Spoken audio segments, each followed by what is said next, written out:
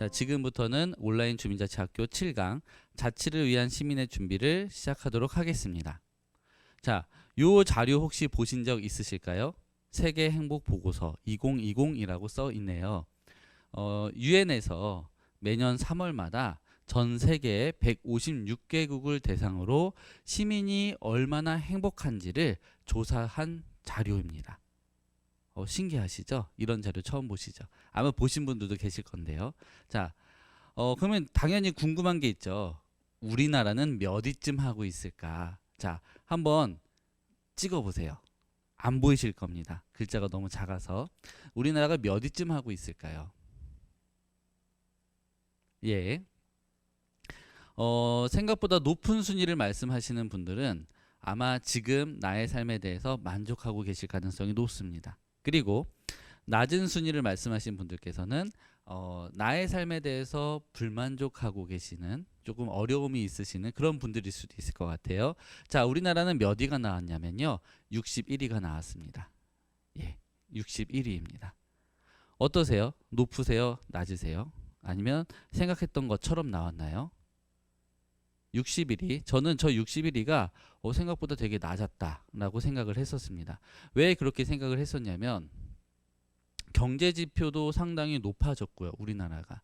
그리고 선진국 반열에 올랐다고 많이들 이야기를 하니까요.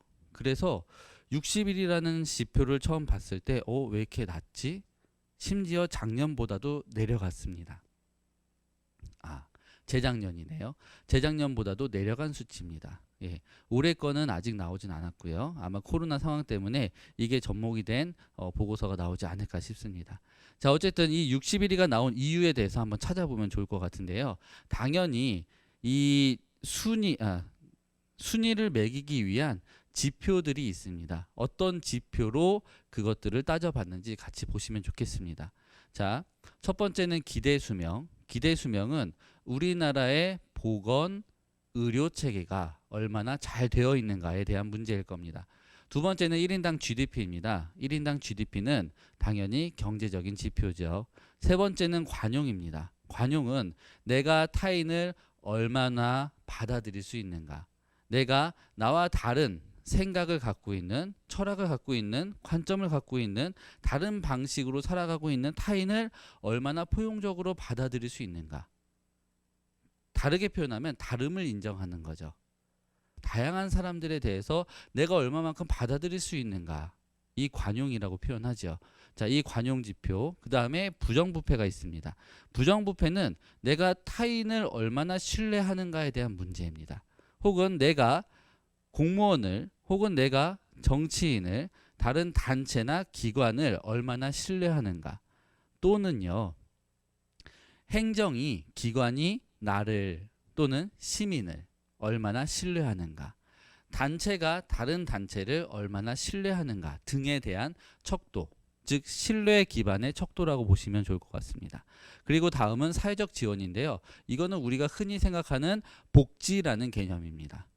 어르신들이 삶을 살아가기 위해서 얼마나 많은 다양한 사회적 지원을 받고 있나, 우리의 아이들이 우리 사회에서 더 좋게 살아가기 위해서 얼마나 많은 사회적 지원을 받고 있나, 이런 척도라고 생각하시면 좋을 것 같아요.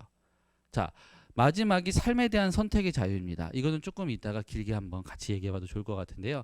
이 각각의 지표가 어떻게 나왔는지 한번 보시죠. 예, 기대 수명은 10위입니다. 1인당 GDP는 27위이고요. 관용은 81위. 생각보다 많이 낮네요. 부정부패도 81위입니다. 이것도 많이 낮죠. 사회적 지원, 복지, 사회적 지원 무려 156개국 중에 99위입니다. 그리고 마지막으로 삶에 대한 선택의 자유가 무려 156개국 중에 140위밖에 안 됩니다. 왜 이럴까요? 자, 삶에 대한 선택의 자유에 대해서 한번 고민해 보시면 좋을 것 같아요. 삶에 대한 선택의 자유가 뭘 의미하는지 가장 간단하게 바로 직관적으로 느껴지시는 사례는 예를 들면 학생에 대한 겁니다. 청소년들. 중학교에 있는 아이들이 고등학교로 올라가는 과정에서 과연 자기가 원하는 방식을, 원하는 삶을 스스로 선택해서 살아갈 수 있는가, 선택해서 진학할 수 있는가, 고등학교에서 대학교 올라가는 문제도요. 얼마나 자유롭게 자기 스스로에 대해서 선택해서 삶의 방향을 혹은 진로를 선택해서 가고 있는가. 혹은 청년들도 한번 고민해 볼까요? 청년들이 얼마나 자유롭게 자신의 삶에 대해서 삶의 양식을, 삶의 방식을, 어떤 진로에 대한 것들까지도 선택하면서 살아갈 수 있는가. 이거를 실제로 현장에 계신 위원님들께 알려드릴 때 많은 분들이 고개를 도리도리 하셨습니다. 아니다라고 하셨죠. 예. 어떠세요? 지금 이 강의를 듣고 계신, 보고 계신 분들께서도 한번 생각해 보시면 좋겠습니다. 내가 나의 삶에 대해서 스스로 선택하면서 살아가고 있는가? 이 문제가 하나 있습니다. 그런데 이 지표는요, 사실 여기 있는 모든 지표는요, 주민자치와 관련되어 있습니다. 그리고 가장 마지막에 있는 저 삶에 대한 선택의 자유. 주민자치 한번 생각해 볼까요? 주민자, 자자는 스스로 자자, 치자는 다스릴 치자죠. 주민들이 우리 스스로를 다스린다. 우리가 우리의 삶을 스스로 다스리고 결정해 간다. 운영해 간다라는 의미입니다. 그리고 이 강의를 듣고 계신 아마 선생님들께서는 당연히 우리가 우리의 삶에 대해서, 내가 내 삶에 대해서 선택하고 결정하고 싶어서 오셨을 거예요. 142밖에 되지 않는 저 지표임에도 불구하고 무려 그런 고민을 가지고 강의를 듣고 계신 선생님들을 응원합니다. 다음으로 넘어가겠습니다. 자, 이렇게 우리나라가 61위밖에 나오지 않은 이유, 우리가 행복하다고 느끼지 못하는 이유는요, 사실 이 문제도 있습니다. 우리 사회가 지나치게 고도화가 됐습니다. 복잡해졌고요. 너무 다양한 사람들이 함께 살아가고 있습니다. 그러다 보니까요, 우리가 우리를 대표해서 누군가에게 권한을 위임해서 그 사람이 우리의 삶들을, 우리 지역의 삶들을 운영해 나갈 수 있도록 한 게 바로 대의민주주의인데, 그렇게 소수의 사람들이 결정해 가면서 만들어가는 게 결국은 우리 사회의 다양성을 보장하지 못한다는 거죠. 우리 사회를 살아가고 있는 다양한 사람들의 삶을 제대로 운영하지 못한다는 거죠. 이게 다른 표현으로 기존 체계가 한계에 봉착했다라는 표현입니다. 그러면 이 문제를 어떻게 해결할 것인가? 자, 그 해결하기 위한 방법으로 제시가 된 게 바로 직접민주주의 또는 참여민주주의입니다. 사실 직접민주주의, 참여민주주의는 고대부터 있었죠. 아마 많은 사례들을 들어서 이미 알고 계실 겁니다. 이따가도 잠깐 말씀드릴게요. 자, 이 직접민주주의 또는 참여민주주의의 방식으로 우리가 우리의 삶을, 우리의 삶 자체를, 생활 반경에서의 결정 행위를 직접 할 수 있도록 그동안 중앙에 지나치게 밀집해 있었던 권한을 다시 주민들에게 이양하는 일련의 과정이라고 보셔야 될 것 같습니다. 그래서 이렇게 보시면 좋을 것 같은데요. 대의민주주의의 반대가 직접민주주의다? 아닙니다.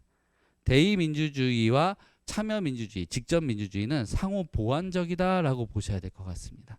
그래서 대의민주주의로서 풀어내지 못하는 부분을 이 참여민주주의, 직접민주주의의 방식으로 보완하는 시스템, 체계라고 보시면 좋을 것 같고요. 그게 바로 주민자치회입니다. 대표적으로요. 물론 주민자치회만 있는 건 아니고요. 자, 차근차근 말씀 더 드리겠습니다. 자, 그래서 우리나라는 민주공화국이고 모든 권력은 국민으로부터 나온다라고 헌법 제1조 2항에 있죠. 이거는 우리나라의 가장 핵심적인 가치, 주권 재민을 의미하고 있습니다. 그리고 바로 이걸로부터 우리의 주권이 우리가 뽑는 행위를 통해서 누군가에게 위임되는 거죠. 그리고 말씀드렸던 것처럼 그 권한은 우리 스스로에게 있습니다. 아직도. 인천시는 300만 명의 인구가 있습니다. 155개의 읍면동이 있습니다. 무려 168개의 섬이 있고요. 그리고 그 중에 40여 개의 유인도, 사람이 살고 있는 섬이 있습니다. 자, 이런 넓고 많은 사람들이 살아가고 있는 이 시를 대표해서 우리 삶을 결정할 수 있는 행위를 할 수 있는 누군가 몇 명이 있을까요? 한 명밖에 없죠. 시장님입니다. 구청 단위로도 한번 생각해 보세요. 각각의 구 혹은 군에서 우리 지역의 살림을 위해서 선출된 정치인은 몇 명이 있을까요? 한 명밖에 없죠. 자, 그러면 그 한 명이 우리 지역에 살고 있는 주민들의 각각의 고민, 삶, 생활의 문제들을 모두 알고 해결할 수 있을까요? 아니면, 자, 우리 각각의 삶이 아니더라도요, 우리네 삶의 문제들, 우리가 같이 살아가고 있는 이 삶의 문제들에 대해서 일일이 다 하나하나 알 수 있을까요? 이거는요, 어떤 정치인이어도 아무리 똑똑해도 아무리 뛰어나도 불가능합니다. 왜냐하면 한 명의 사람이기 때문이죠. 자, 그래서 이 보충성의 원칙이라는 말이 있습니다. 이거는 행정에서 많이 사용하는 언어이고요. 이 법적인 언어이기도 한데요. 어떤 의미냐면 더 좁은 단위의 사회 시스템에서 결정하고 해결할 수 있는 형태의 문제를 더 상위의, 더 광역 단위의, 더 넓은 단위의 사회 체계에서 개입하지 않는다라는 일종의 원칙입니다. 이 말은 사실 유엔에서 먼저 잘 쓰이고 있는데요. 어떤 개념이냐면 하나의 국가에서 해결할 수 있는 문제는 유엔에서 국제기구에서 개입하지 않는다라는 원칙인 겁니다. 이걸 우리 지역으로 따지게 되면요. 한 군에서 해결할 수 있는 종류의 문제는 광역시가 개입하지 않는다라는 개념입니다. 그래서 사실 자치단체하고 광역단체는 역할이 나눠져 있죠. 이런 원리 때문에 나눠 놓고 있는 겁니다. 자, 그러면 이거의 하나의 사례, 우리 지역사회에 대한 사례들도 한번 볼까요? 자, 우리 지역사회에서 학생들에게 장학금을 준다고 가정을 한번 해봅시다. 학교나 기관에서 학생들에게 장학금을 준다고 하면요. 어떤 학생들한테 우선 장학금을 주려고 할까요? 한번 고민해 보세요. 예, 많은 분들이 아마 모범생이라는 단어를 떠올리셨을 겁니다. 또는 성적이 좋은 학생을 떠올리셨을 겁니다. 예, 실제로도 모범생과 성적이 좋은 학생에게 우선 더 많은 장학금을 지급하기도 하죠. 자, 그러면 다른 한편 주민자치회에서 장학금을 준다고 한번 상상해 볼까요? 그러면 어떤 아이에게, 어떤 학생들에게 장학금을 주려고 먼저 생각할까요? 한번 잠깐 고민해 보세요. 예, 우리 지역사회에서 주민자치회가 혹은 우리 지역의 다른 단체가 학생들에게 장학금을 준다면 성적보다 중요한 게 있죠. 정말 장학금을 받아야 되는 학생, 더 필요한 학생에게 장학금을 주려고 하겠죠. 예, 이게 보충성의 원칙이 지역사회에 적용되는 사례입니다. 그리고 우리 지역에 대해서 더 잘 아는 사람들은 바로 우리 지역의 주민들입니다. 그래서 이런 종류의 문제들은 우리 주민들이 해결하셔야 되죠. 이게 바로 보충성의 원칙입니다. 그리고 이런 보충성의 원칙이 바로 자치분권의 가장 큰 이유입니다. 더 작은 단위에서 더욱 현장에 맞도록 우리 지역사회의 가장 전문가는 바로 우리 지역사회를 함께 살아가고 있는 우리 주민들입니다. 자, 다른 것도 말씀드리겠습니다. 공유지의 비극이라고 혹시 들어보셨나요? 예, 게럿 하딘이라는 미생물학자입니다. 원래는. 자, 이 게럿 하딘이라는 사람이 공유지의 비극이라는 이론을 가지고 학술지에 실었는데 이게 과학계가 아니라 경제학계에서 굉장히 선풍적인 인기를 끌었습니다. 어떤 내용인지 잠깐 알려드릴게요. 갑자기 좀 생뚱맞겠지만 한번 들어보세요. 왜 제가 공유지의 비극을 말씀드리냐면, 자, 이 넓은 초원이 있습니다. 이 초원에 많이 보셨죠? 이 화면. 예, 컴퓨터 바탕화면, 윈도우 바탕화면으로 많이 쓰였던 이미지입니다. 예, 실제 이건 이미지가 아니라 사진이라고 하더라고요. 그린 게 아니라, 그래픽이 아니라요. 자, 그러면 굉장히 멋있는 초원이죠. 자, 여기서 한번 상상해 보시는 거예요. 이 초원은 누구의 소유도 아닙니다. 이거를 공유지라고 합니다. 누구 하나도 이 초원을 소유하고 있지 않습니다. 자, 그런데 이 초원의 주변에는 많은 양떼 목장들이 있어요. 그리고 그 중에 한 목장에서 어느 날 양떼를 풀어놨습니다. 그랬더니 양이 이 넓은 초원을 뛰어다니면서 안전하게 뛰어다니면서 풀도 뜯어먹고 하면서 굉장히 건강해지는 거예요.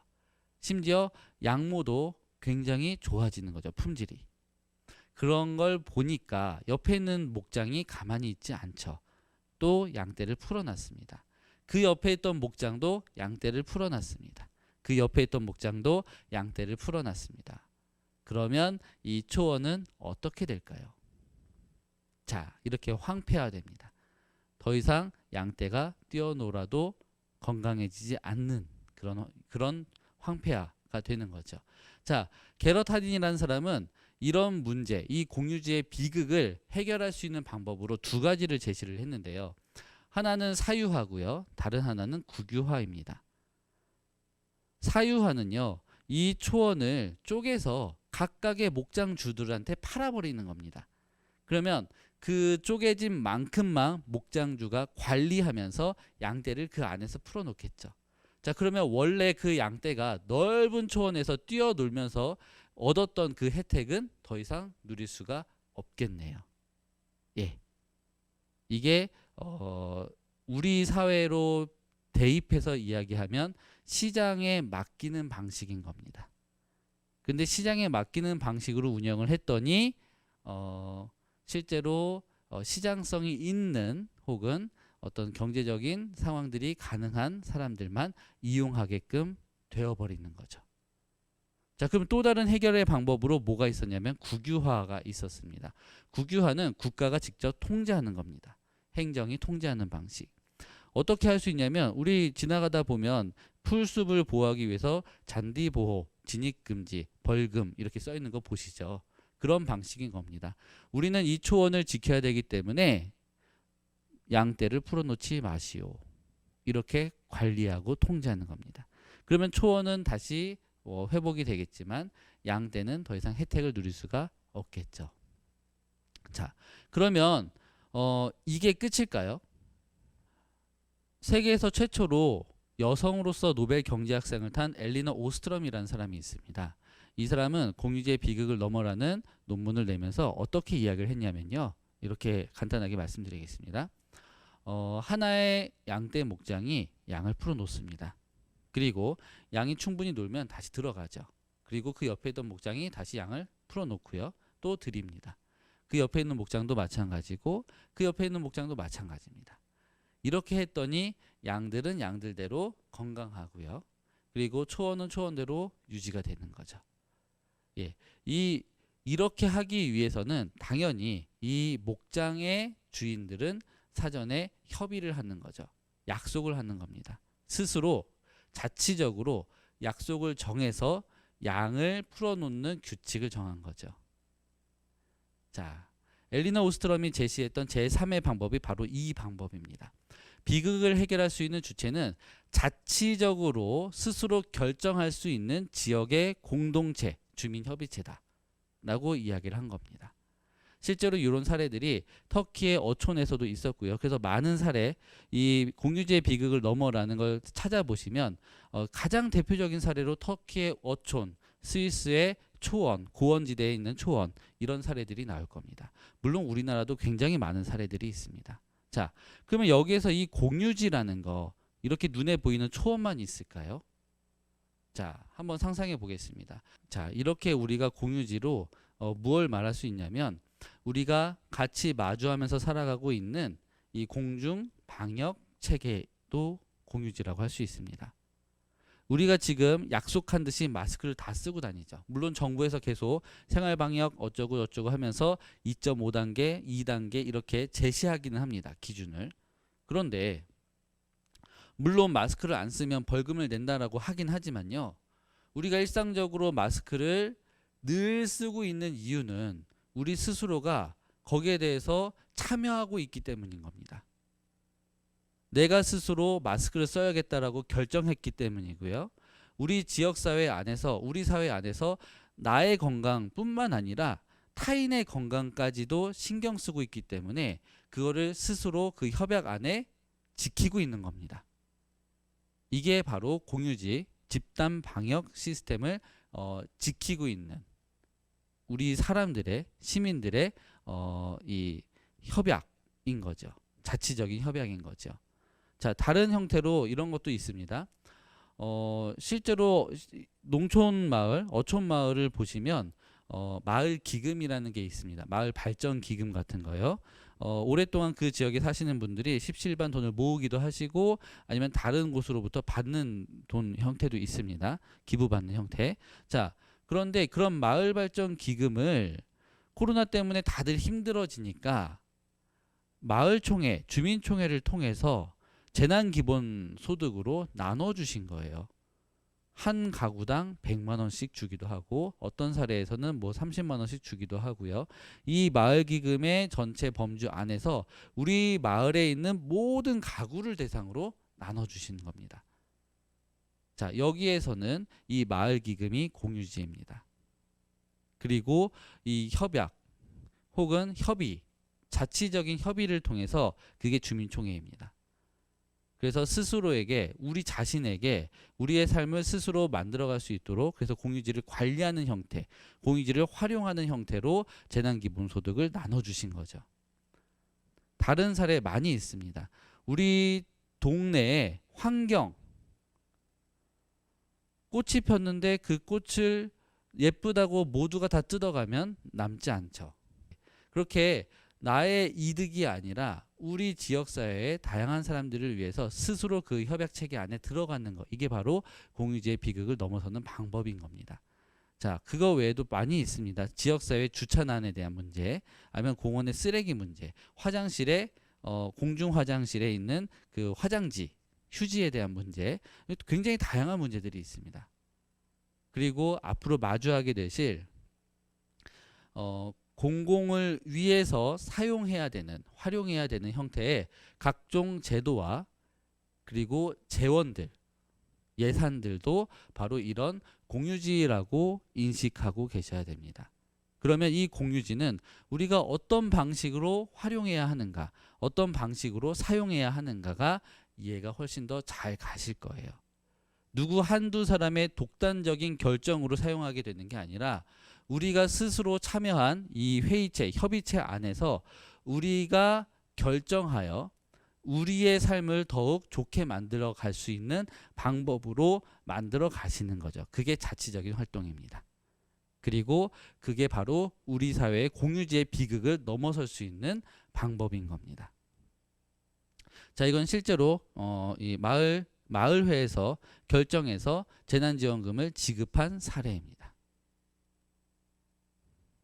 자, 그래서 우리 지역사회에 우리가 흔히 생각할 수 있는 다양한 형태의 공유지 개념은요, 마을에 있는 돌봄의 문제, 교육 문제, 복지 문제, 환경, 재생, 자원순환, 일자리 문제 또는 우리 지역사회의 경제를 활성화시키는 거, 지역의 의제, 해결해야 될, 논의해야 될 어떤 문제들을 발굴해내고 그것들을 해결해가는 일련의 과정들, 그리고 우리 지역사회의 공동체가 더욱더 활성화되게 할 수 있는 거, 활성화시켜야 되는 거, 공유 공간에 대한 부분, 아니면 그 공유 공간을 유지하거나 관리하는 거, 그리고 사람과 사람 사이의 사회적 자본이라고 표현하기도 하죠. 신뢰망, 연결망 등 이런 것들이 바로 우리 지역사회의 공유지 개념으로 받아들일 수 있을 텐데요. 그것들을 관리하고 운영하고 생산하고 더욱 좋게 만들어가는 것을 자치라고 한다면 그 자치를 누가 해야 하는가, 그리고 어떻게 해야 하는가가 굉장히 중요한 문제가 되겠죠. 그리고 당장 그 자치에 대한 권한 자체가 참여한다는 나에게 주어질 수 있으려면 결과적으로 제도와 정책이 필요합니다. 그래서 그런 제도와 정책에 대해서도 앞에서 많이 들으셨을 거예요. 그리고 앞으로도 계속 접하실 겁니다. 자, 그런 부분들에 대해서 계속 이해하시고 학습하시는 게 필요합니다. 다음 또 말씀드릴 게 있습니다. 도덕성 기반 이론이라는 게 있습니다. 도덕성 기반 이론은 인간은 과연 호모 에코노미쿠스일까? 라는 질문으로부터 시작합니다. 호모 에코노미쿠스는 경제적 인간이라는 표현인데요. 인간이 과연 어떤 기준으로 선택하는가, 어떤 기준으로 판단하는가에 대한 테스트입니다. 그거와 관련된 이론이고요. 호모 에코노미쿠스는 경제학계에서 많이 사용하는 이 인간에 대한 관점입니다. 인간은 경제적인 이익을 쫓는 존재다라는 표현인 거죠. 과연 그럴까요? 스스로도 한번 생각해 보세요. 내가 늘 경제적인 이득만 추구하고 있는가? 자, 이 문제를 이야기하는 이유가 있습니다. 앞으로 주민자치회에 참여하시게 되면 다양한 사람들을 만나게 되실 건데요. 혹은 다른 단체나 다른 기관 계속 협의하고 회의하면서 사람들이 무슨 생각을 갖고 있는지를 계속 고민하셔야 되는데, 그때 우리는 과연 그 사람들을 무엇 때문에 신뢰해야 하는가?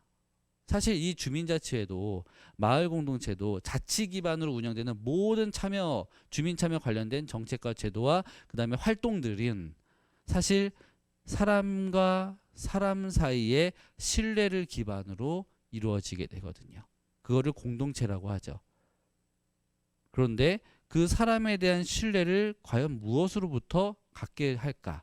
이게 가장 큰 문제입니다. 경제적인 인간이라고 했을 때는 경제적인 이익만 추구하기 때문에, 다르게 표현하면 저 사람은 사적 이익 추구하려고 여기 와 있네 라고 볼 수도 있는 거죠. 과연 그렇게 보는 게 정당한가 맞는가 라는 고민입니다. 자, 이 도덕성 기반 이론에 대해서 좀 말씀을 드리겠습니다. 5가지 지표가 있습니다. 배려와 피해, 공평성과 부정, 충성심, 배신, 그리고 권위와 전복, 고귀함과 추함. 이 각각의 지표에 대해서 사람들에게 질문을 던진 겁니다. 자, 내 팔에 살균한 주사바늘을 찔러 넣으려면 얼마를 받으면 하실 수 있겠어요? 그리고 내가 모르는 아이의 팔에 살균한 주사바늘을 찔러 넣으려면 얼마를 받으면 그걸 직접 할 수 있겠어요? 하고 질문을 던진 겁니다. 두 번째도요. TV 회사의 실수로 공짜로 TV를 갖게 된 친구가 그 TV를 나한테 준다고 하네요. 그러면 얼마를 받으면 그 TV를 받을 건가요? 혹은 도둑질해서 얻은 TV를 친구가 우연한 기회로 갖게 됐는데, 그런데 그 친구가 그 TV를 또 저한테 준다고 하네요. 그걸 작물이라고 하죠. 그런 작물인 TV를 얼마를 받으면 제가 받을 수 있을까요? 제가 돈을 주는 게 아니라 제가 돈을 받는 겁니다. 돈을 받으면서 TV도 받는 거죠. 자, 세 번째. 국내 방송 라디오 토크쇼에 익명으로 전화해서 우리나라에 대해 비판적인 이야기를 제가 하는 거죠. 이거를 얼마를 받으면 할 수 있을까요? 일본 방송 라디오 토크쇼에 익명으로 전화해서 우리나라에 대한 비판적인 이야기를 하는 거, 이거는 얼마를 받으면 할 수 있을까요? 자, 이렇게 각각 질문들, 서로 상반될 수 있는 질문들을 던져서 얼마를 받으면 그거를 할 수 있는지를 물었습니다.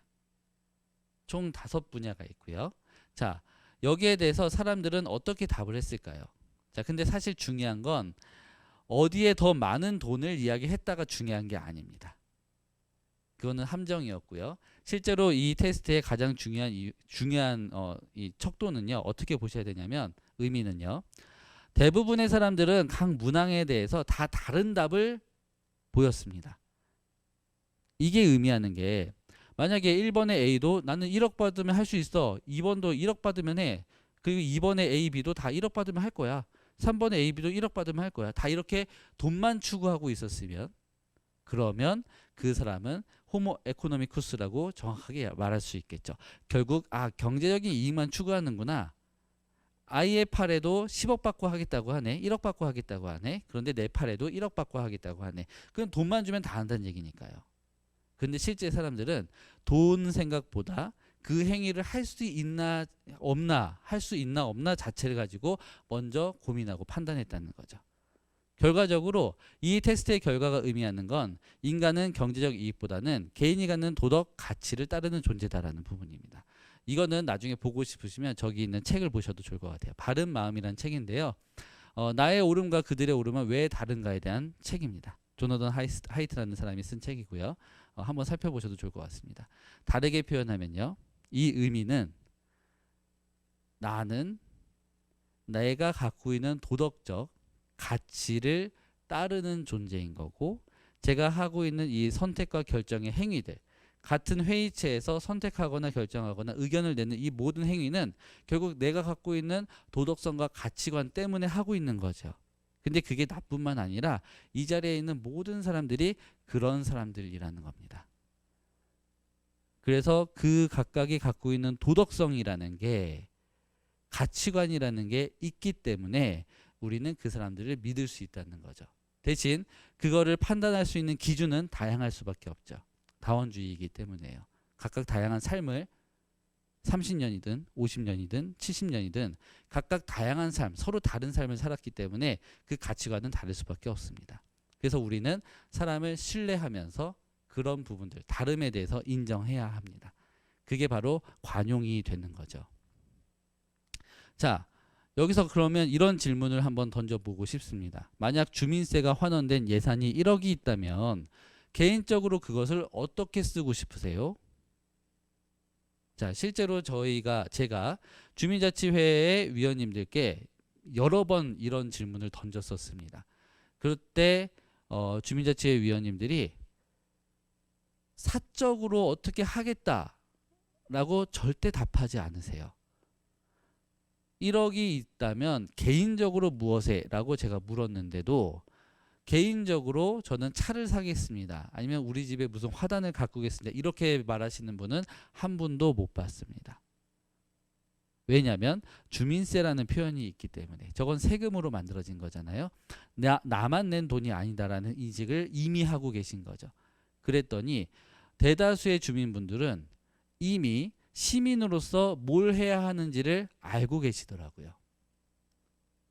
많은 분들이 우리의 공익을 위해서 뭘 하고 싶습니다 라고 답하셨습니다.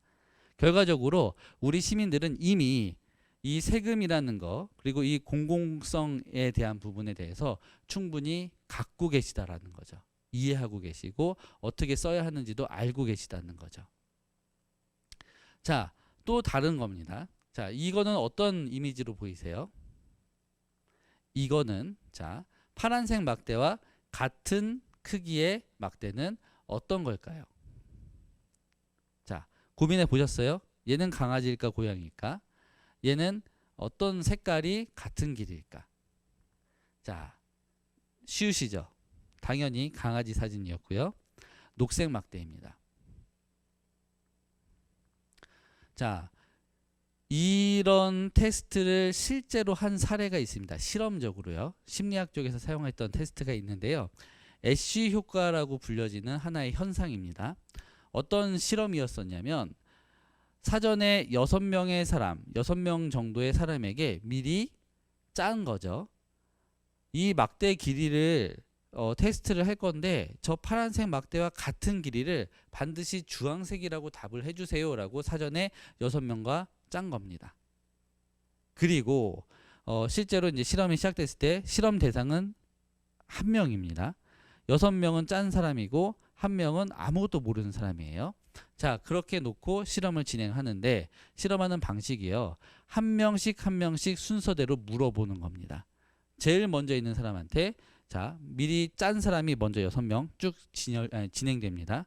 제일 먼저 있는 사람한테 저 파란색과 같은 길이는 어떤 막대일까요? 하고 묻는 거죠. 그러면 당연히 미리 짰으니까요. 주황색이요 라고 답하겠죠. 두 번째 사람도 주황색이요. 세 번째도 주황색이요. 이렇게 6명이 쭉 주황색이요 라고 얘기를 한다면 마지막에 아무것도 모르는 사람은 뭐라고 답을 할까요?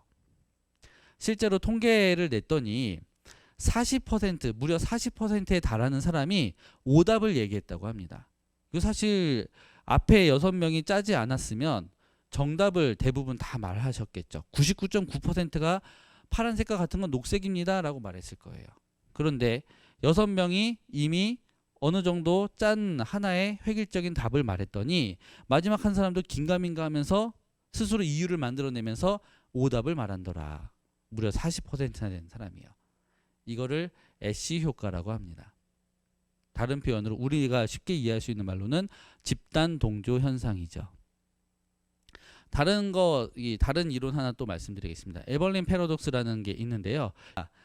처갓집에 놀러 간 이 사람이 이제 식사 때가 됐죠. 밥을 먹을 때가 되니까 자, 모처럼 오랜만에 사위가 놀러 왔으니까 장인 어른께서 우리 사위가 맛있는 거 먹었으면 좋겠으니까 우리 시내로 한번 나갑시다 라고 먼저 말을 꺼내신 거예요. 그랬더니 이 장모님께서도 좋아요. 시내로 같이 나가요. 그리고 그 아내가 되는 분도 그러면 같이 나가서 맛있는 거 먹으면 되겠다 하면서 이야기를 보탠 거죠. 그래서 이 가족은 시내로 3시간 동안 이동하게 됩니다. 근데 그날은 굉장히 더운 날이었고요. 그리고 땡볕이 쨍쨍 내리쬐는 날이었어요. 좁은 차 안에서 모든 가족이 같이 앉아서 3시간 동안 이동을 했으니 밥이 맛있을까요? 맛이 없겠죠. 예. 그래서 그렇게 힘들게 가서 식사를 하고 다시 힘들게 돌아왔습니다. 돌아오자마자 장모님이 먼저 한마디 툭 던지시는 거예요. 나는 처음부터 가고 싶지 않았어. 너무 힘들었어. 이렇게 얘기를 한 겁니다. 그 아내도 저도 별로 가고 싶진 않았어요. 하지만 아빠가 가자고 해서 그냥 따라갔어요. 이렇게 얘기를 한 겁니다. 자, 이거를 에벌린 패러독스라고 하는데요. 여기서 에벌린이라는 건 사실 지명입니다. 그 하나의 마을에서 에벌린이라는 시내까지 3시간 걸렸는데 그 갔다 오는 경우에 생겼던 사례를 가지고 저렇게 이론화시킨 거죠. 이 사례에서 이야기하고 있는 건 뭐냐면요. 우리 집단이, 우리 조직이 이런 의견을 갖고 있다라고 개인이 판단했을 때는 거기에 대해서 섣불리 반대 의견을 낼 수가 없다는 거예요. 스스로 나는 아니다라고 생각하고 있더라도 집단이, 조직이 이 방향이다라고 얘기를 하게 되면 거기에 대해서 이견을 얘기하기가 어렵다라는 이론입니다. 그래서 우리 사회에는 이것과 관련된 안 좋은 사례들이 상당히 많이 있죠. 그리고 이런 사례는 소수 의견과도 관련이 되어 있습니다. 하나의 중요한 사례 하나 말씀드릴게요. 큰 사고였는데요. 1986년에 미국의 챌린저호라는 우주 왕복선이 폭발했던 거 혹시 기억나시나요? 이 우주 왕복선, 나사에서 발사했었던 이 우주 왕복선에 엔지니어로 참여한 한 엔지니어가, 기술자가 지금 발사하면 안 됩니다 라고 경고를 했습니다. 그리고 그 엔지니어는 소수였어요. 지금 발사하면 사고가 날 수 있다. 날이 그렇게 좋지 않고 습도도 원래 우리가 맞췄던 것과 다르고, 그리고 우리의 이 우주선의 상태도 이 이상적인 상태와는 거리가 좀 있다. 그러니까 지금 발사하면 사고가 날 수 있다라고 분명히 경고를 합니다. 하지만 그 외에 다른 나사의 직원들은 아니다. 폭발하지 않을 거다. 그러니까 지금 발사해야 된다. 예정대로 발사해야 된다라고 오히려 설득을 합니다. 그래서 결국 이 엔지니어도 이 집단의 의견에 동조하게 됩니다. 그럼 발사합시다. 그리고 발사를 했죠. 76초 만에 상공에서 폭발합니다. 그 우주선에 타고 있었던 승무원들도 다 자, 이런 사례가 대표적인 사례입니다. 집단 동조 현상은 주민자치회처럼 함께 무언가를 만들어가는 회의체에서는 지양해야 하는, 하지 않아야 하는 현상 중에 하나입니다. 그래서 이거를 막기 위해서는 그러면 어떻게 해야 하는가라고 학자들이 얘기를 했는데요. 어떻게 제안을 하냐면요. 아니다라고 생각하는 누구 한 사람이라도 먼저 말을 꺼내야 된다라는 겁니다. 결과적으로는요. 만약에 누구 한 사람이 그 에벌린 패러독스에서 아까 말씀드렸던 것처럼요. 아니 거기 너무 멀고 오늘은 너무 날이 더우니까 가능하면 집에서 맛있는 걸 먹읍시다 라고 얘기를 꺼냈으면, 그러면 그날 그 가족 중에 누군가 다른 사람도 그러면 오늘은 그냥 집에서 먹읍시다 라고 더 편하게 말할 수 있을 거라는 거죠.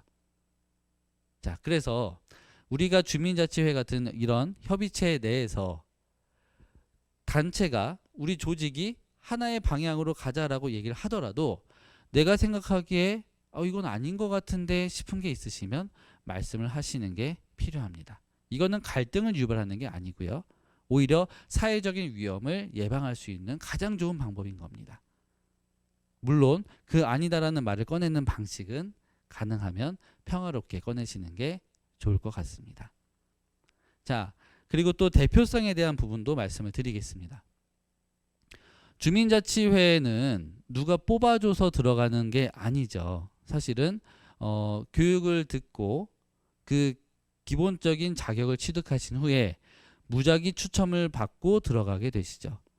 자, 그런 종류의 대표성을요, 통계적 대표성이라고도 이야기합니다.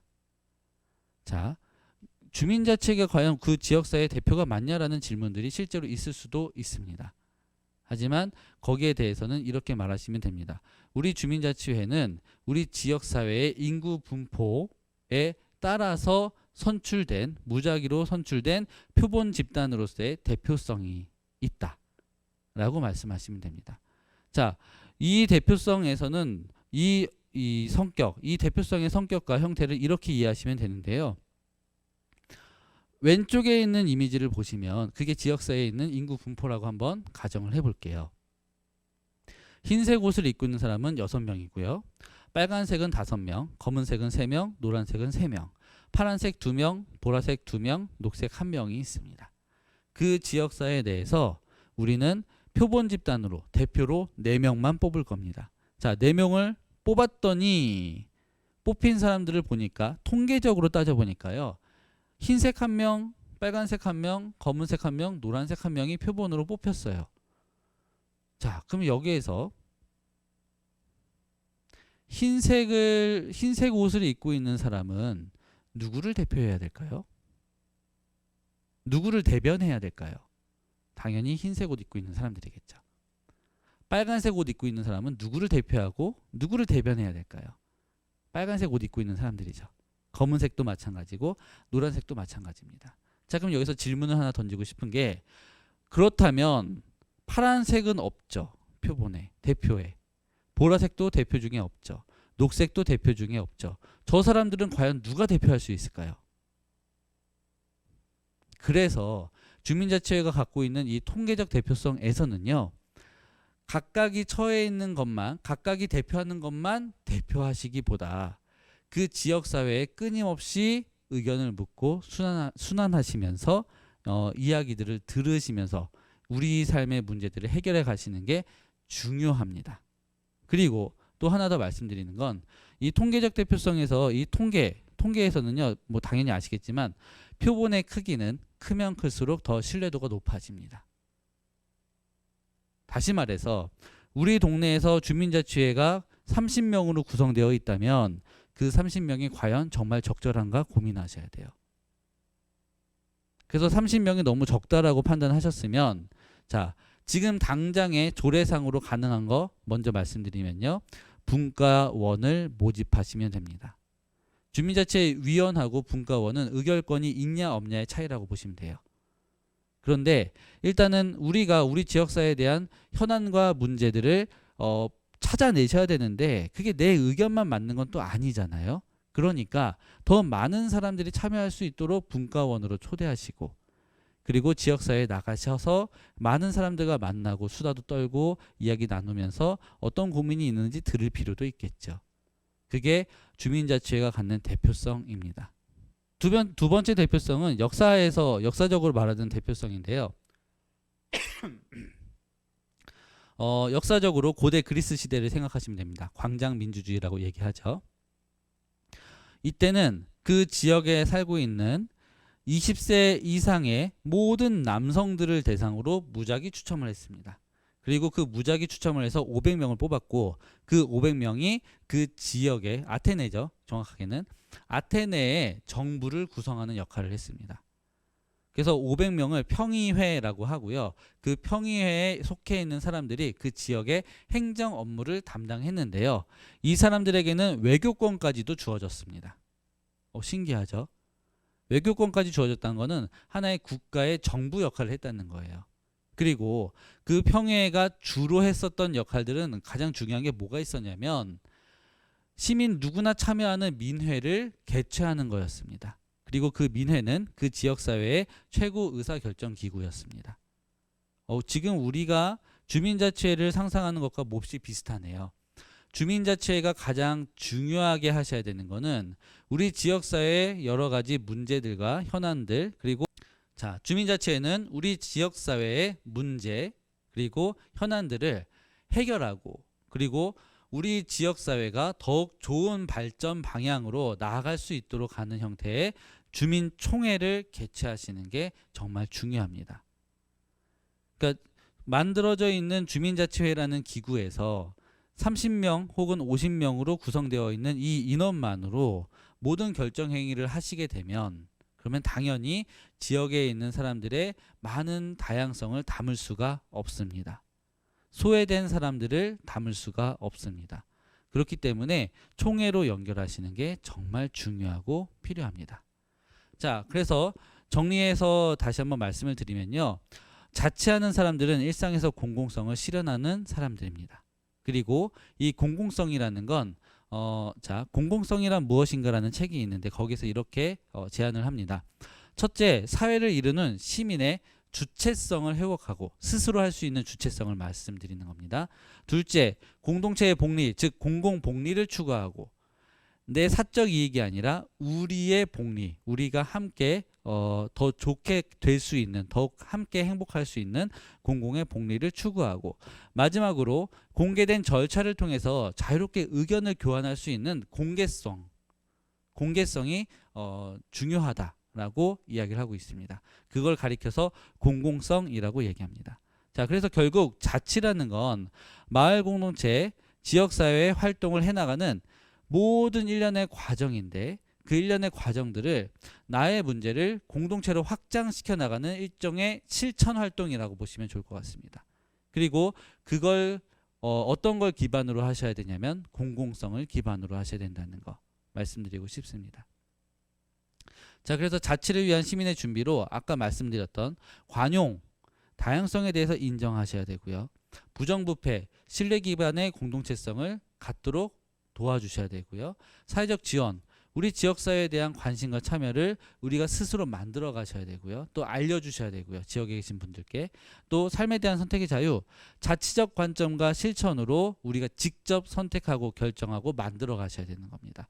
이게 바로 자치를 위한 시민의 준비라고 말씀드리고 싶습니다.